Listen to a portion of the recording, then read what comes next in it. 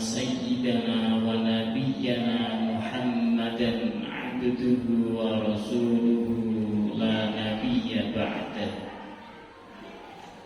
اللهم صل وسلم وبارك وكرم على سيدنا وحبيبنا وقرة أعيننا محمد صلى الله عليه وعلى آله وصحبه أجمعين. أما بعد، فيا أيها الحاضرون رحمكم الله، أوصيكم ونفسي بتقوى الله فقد فاز المتقون. اتقوا الله اتقوا الله اتقوا الله تعالى حق تقاته ولا تموتن إلا وأنتم مسلمون. Hadirin jamaah Jum'ah rahimakumullah, marilah senantiasa kita tingkatkan keimanan dan ketakwaan kita kepada Allah Subhanahu wa ta'ala, karena hanya dengan jalan iman dan takwa kita bisa meraih kebahagiaan dunia dan juga akhirat. Selamat dunia, selamat akhirat. Senantiasa kita mengimani bahwa Allah yang Maha Razik, Maha Pemberi rizki, Allah yang menghidupkan kita, Allah yang memberikan kita sakit dan menyembuhkannya, Allah yang Maha Satu, yang Maha Kuasa, yang Maha segalanya. Segala sesuatu yang menimpa kita, kita kembalikan kepada Allah Subhanahu wa ta'ala. Baik dan buruknya semua merupakan takdir Allah Subhanahu wa ta'ala. Senantiasa kita menjalankan sholat fardu 5 waktu, lebih-lebih kita laksanakan di masjid secara berjamaah. Ketika kita punya harta dan sudah mencapai nisabnya, sudah mencapai haulnya, maka kita keluarkan zakat, kita tasarrufkan kepada fakir miskin.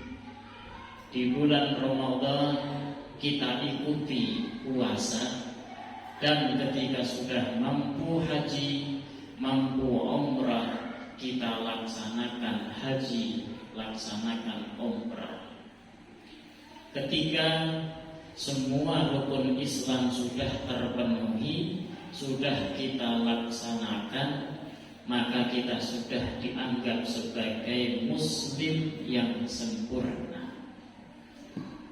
Ketika seorang sudah menjadi muslim yang sempurna, meninggal, wafat, insya Allah wafatnya menjadi husnul khatimah.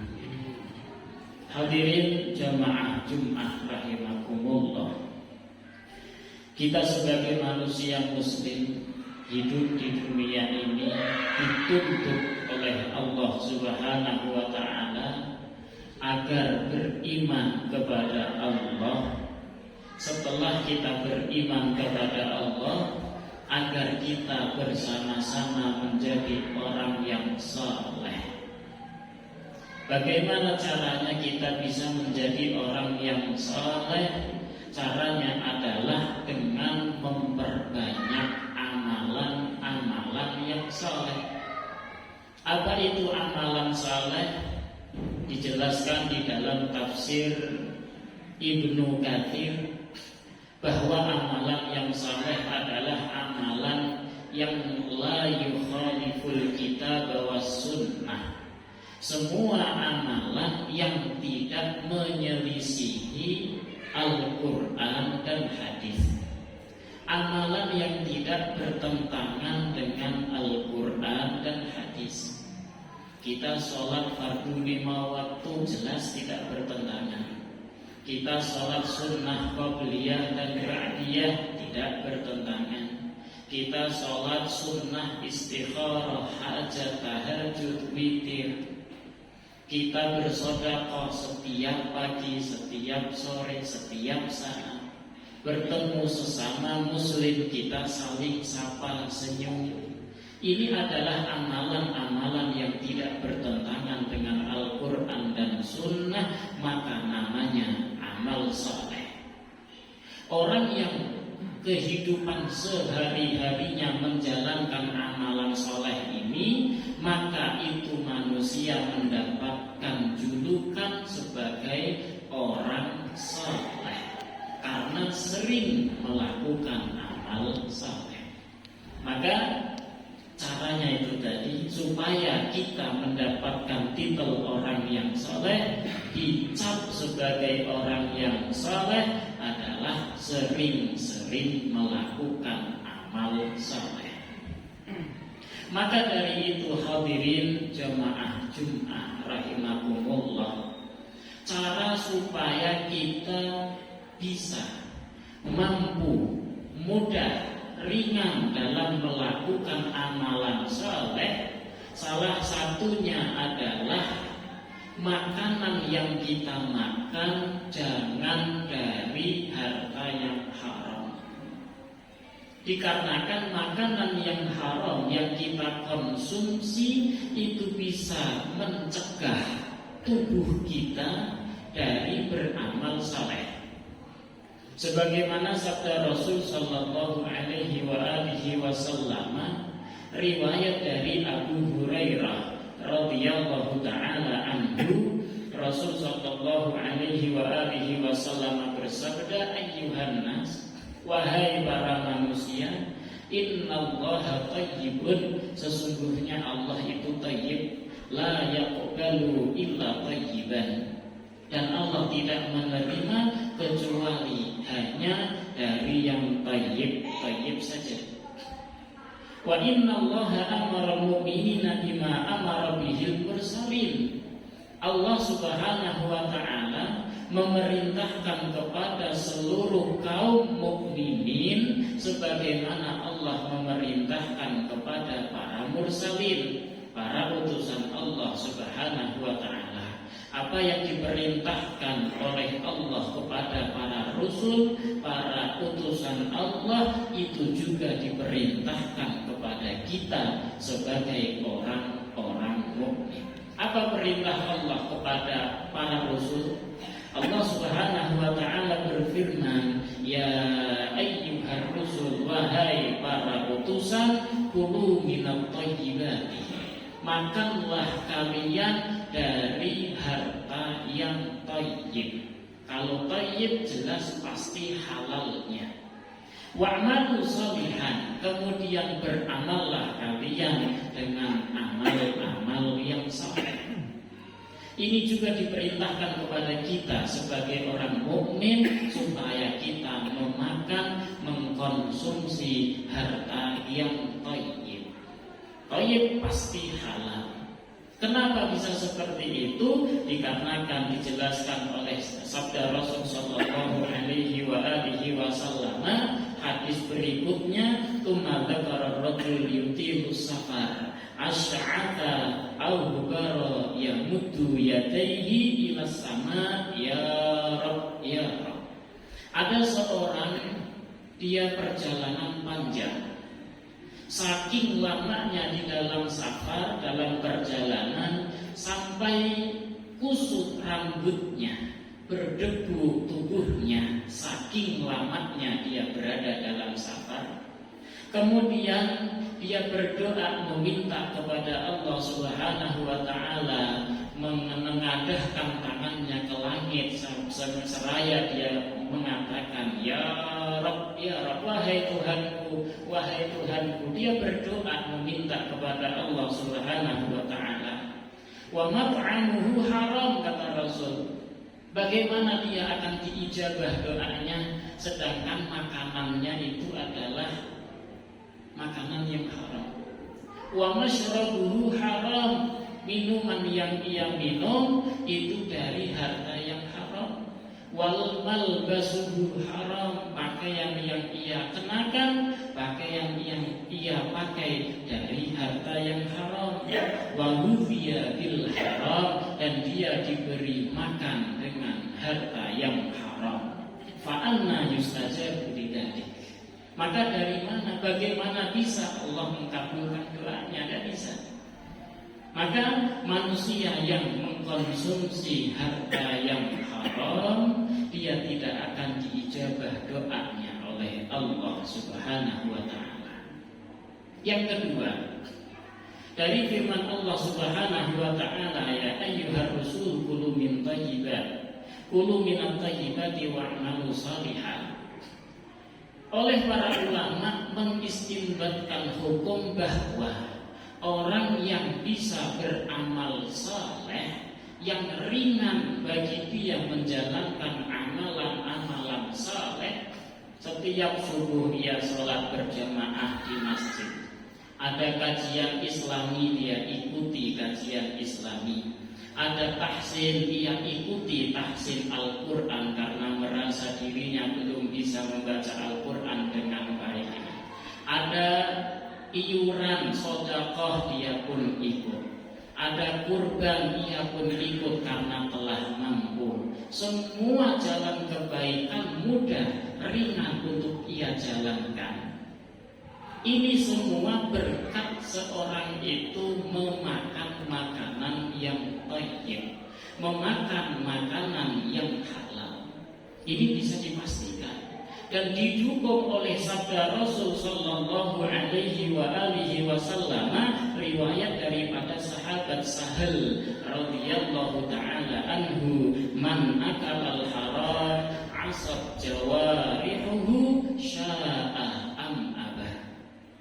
Barang siapa yang ia memakan makanan yang haram, meminum minuman yang haram, menggunakan sesuatu yang haram, maka seluruh anggota tubuhnya akan bermaksiat. Sya'a am abad, mau atau tidak mau, secara tidak langsung otomatis orang itu akan berbuat maksiat. Tangannya tiba-tiba bermaksiat, pikirannya, matanya, telinganya, semua anggota tubuhnya akan bermaksiat kepada Allah Subhanahu wa ta'ala. Di antara maksiat, dia tinggalkan sholat. Puasa Ramadan tidak dia kerjakan kecuali jarang-jarang. Baca Quran ia nggak pernah, bahkan megang mushaf pun tidak pernah. Ini bermaksiat kepada Allah Subhanahu wa ta'ala. Kenapa? Kata Rasul, gara-gara orang tersebut mengkonsumsi sesuatu yang haram, menggunakan sesuatu yang haram. Innal khaira la ya'ti illa bi khairin aw huwa khairun aw khairun huwa. Sesuatu yang baik tidak akan mendatangkan kecuali sesuatu yang baik atau yang lebih baik.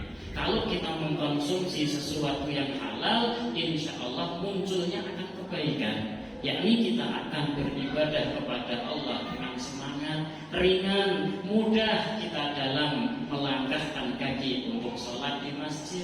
Ringan dalam kita menjalankan ibadah puasa, lapar tidak kerasa lapar.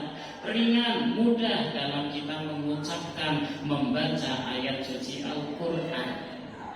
Maka sekali lagi hadirin jemaah Jumat rahimakumullah, ayo bersama-sama perbaiki makanan kita, perbaiki minuman kita. Apapun yang kita gunakan, kita harus lihat terlebih dahulu itu halal atau haram.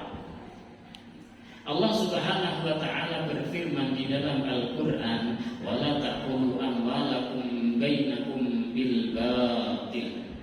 Janganlah kalian memakan harta di antara kalian dengan cara yang batil, dengan cara yang tidak baik. Ditafsiri oleh Imam Al-Qurtubi, man akhadha mala ghairi, barang siapa yang mengambil harta orang lain, menggunakan harta orang lain ala wajhi illa ala wajhi ibni syara' faqad atalahu bil batil. Menggunakan, memakan harta orang lain tidak atas seizin syariat, tidak sesuai dengan izin syariat, maka dia disebut memakan harta orang lain dengan batil. Contohnya banyak sekali. Di antaranya adalah qimar, berjudi. Berjudi itu berbohong, mengambil harta orang lain tidak dengan izin syariat. Maka si penjudi umpama menang, dapat harta banyak dari temannya yang dikalahkan, maka dia memakan harta orang lain dengan batil. Al-khada' menipu dalam jual beli.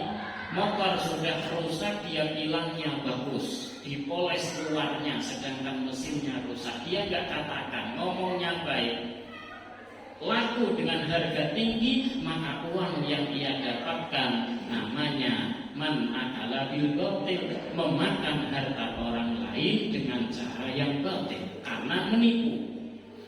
Ghasab, menggunakan harta orang lain tidak seizinnya, maka itu pun disebut sebagai memakan harta orang lain dengan batil.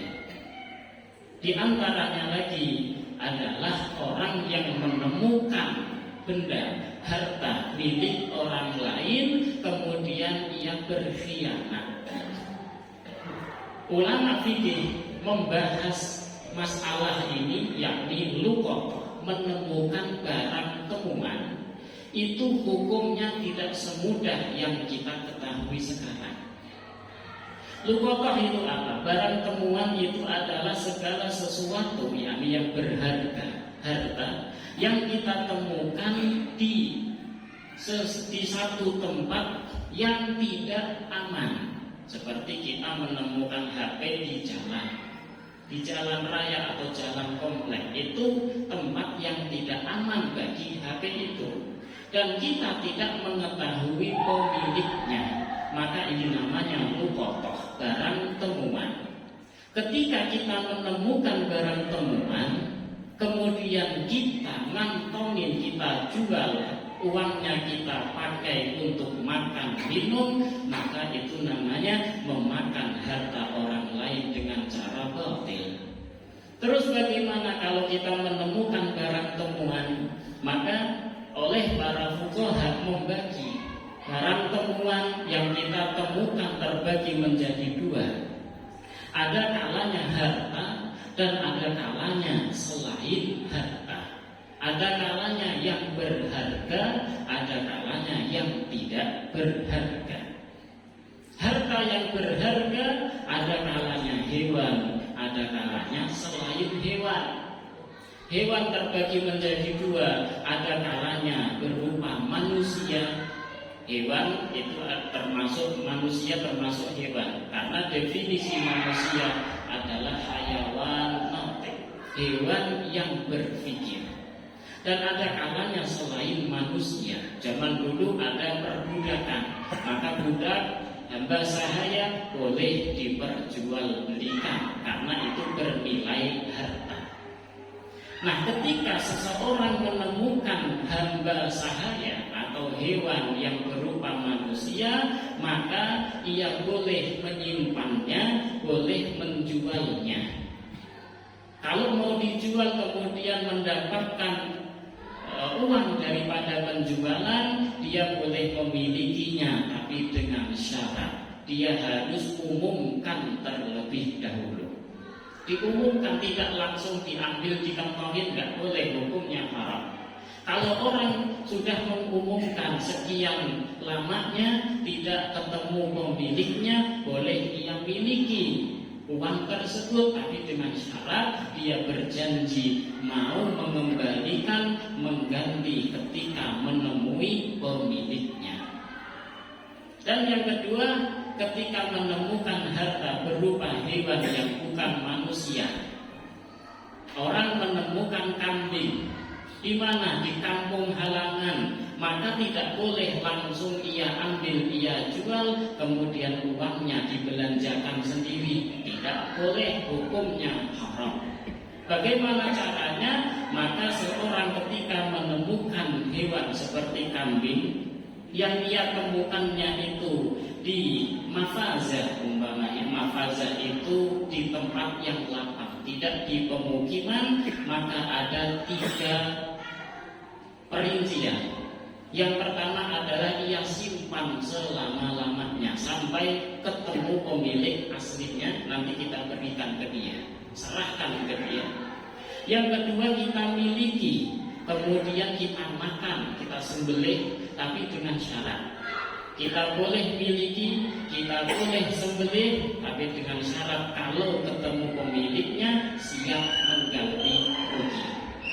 Kalau tidak seperti itu, maka itu orang akan terkena hukum haram. Dan yang ketiga, boleh ia jual, tapi wajib bagi dia untuk mengumumkan, mengiklankan terlebih dahulu, kemudian ia jual. Setelah dijual mendapatkan uang itu boleh dia miliki, tapi dengan syarat harus berani bertanggung jawab. Ketika menemukan satu hewan, hewannya itu di pemukiman, dia menemukannya, maka tidak jauh beda dengan hukum 3 tadi. Intinya, dalam kita menemukan hewan tidak boleh langsung kita sembelih, kita makan. Harus ada niat, saya siap mengganti ketika ketemu pemilik aslinya.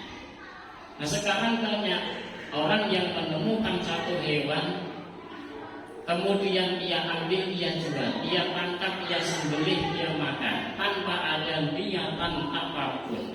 Bahkan ada pemilik yang mencari, dia itu pura-pura tidak tahu, maka jelas dia itu memakan harta orang lain dengan cara batil. Kalau menemukan uang bagaimana? Menemukan emas, menemukan perak di jalan, maka caranya adalah itu uang, emas, perak wajib kita umumkan terlebih dahulu sebelum kita miliki, sebelum kita belanjakan.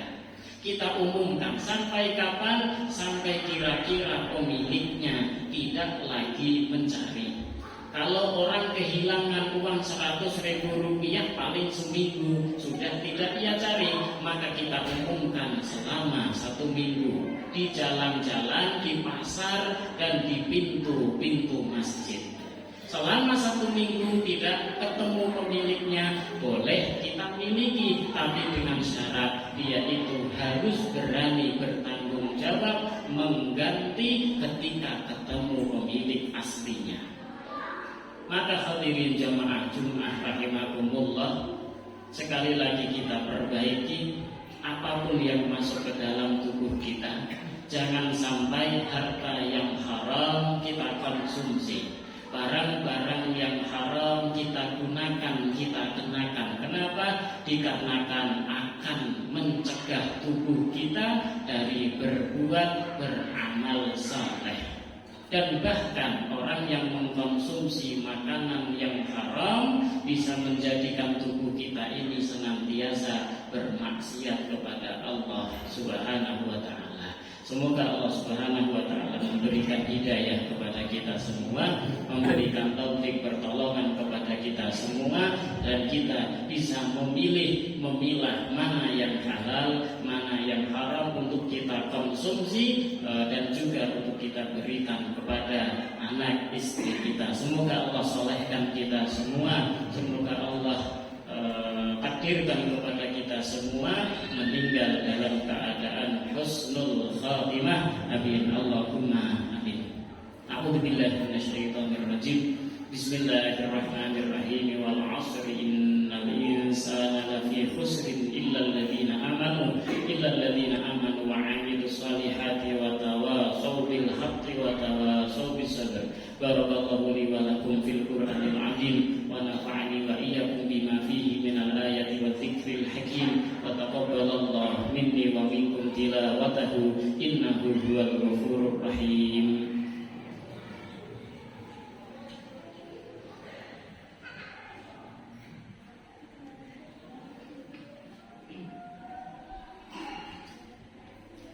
Alhamdulillah ala ihsanih wa syukru lahu ala taufiqihi wa amtinanih wa asyhadu an la ilaha illallah wahdahu la syarika lah wa وأشهد أن سيدنا ونبينا محمدا عبده ورسوله الداعي إلى رضوانه اللهم صل وسلم وبارك وكرم على سيدنا وحبيبنا وقرة أعيننا محمد صلى الله عليه وعلى آله وصحبه أجمعين أما بعد أيها الحاضرون رحمكم الله أوصيكم ونفسي بتقوى الله فقد فاز المتقون اتقوا الله اتقوا الله اتقوا الله تعالى حق تقاته ولا تموتن إلا وأنتم مسلمون واعلموا أن الله أمركم بأمر بدأ فيه بنفسه وثنى بملائكته المسبحة بقدسه وقال تعالى إن الله وملائكته يصلون على النبي يا أيها الذين آمنوا صلوا عليه وسلموا تسليما اللهم صل وسلم على سيدنا محمد وعلى آل سيدنا محمد اللهم اغفر للمسلمين والمسلمات والمؤمنين والمؤمنات الأحياء منهم والأموات اللهم أعز الإسلام والمسلمين وأذل الشرك والمشركين ودمر أعداءك أعداء الدين وأعلي كلمتك إلى يوم الدين اللهم ادفع عنا البلاء والبلاء والوباء والفحشاء والشدائد والمحن ما ظهر منها وما بطن عن بلدنا إندونيسيا هذه خاصة وعن بلدان المسلمين عامة إنك على كل شيء قدير ربنا آتنا في الدنيا حسنة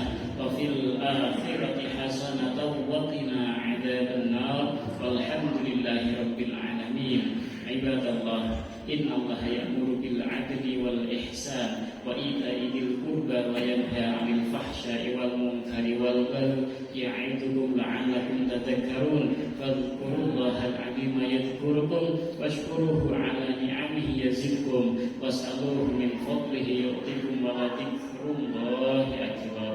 أقم الصلاة.